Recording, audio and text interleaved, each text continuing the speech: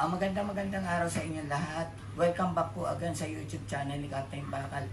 At ngayon meron lang tayong konting tatalakayan tungkol sa paggawa ng o pagkurba ng tubular na 2x2.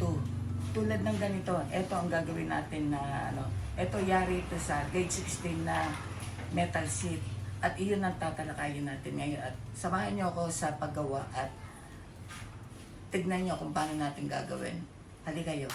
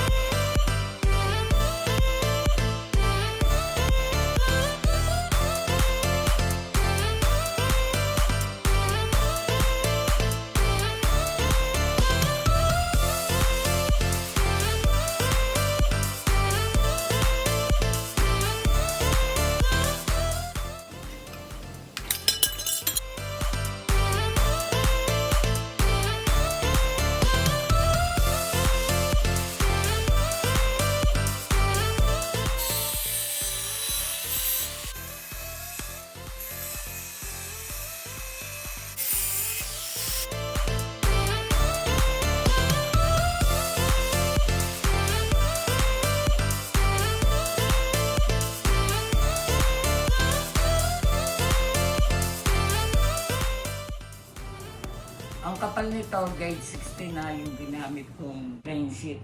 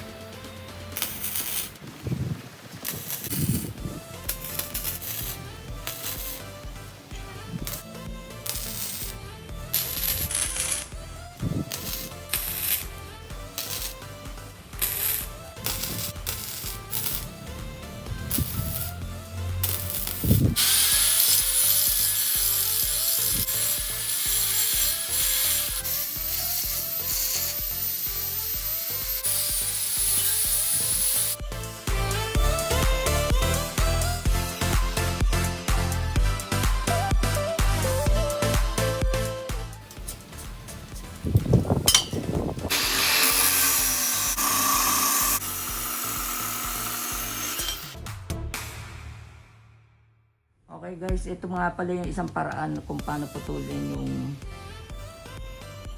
itong plain sheet na to, yung yan. Yung isa pa bilog, ito half lang. Kung wala kayong ganitong cutter, pwede nyo rin naman putulin sa angle grinder. Gamitan nyo ng cutting disc. Kaya lang, meron na kami itong pangputol na to, kaya ito ginagamit ko para matipid sa kuryente. Okay, linisin naman natin itong 2x2 square tubing na to na gagamitin natin.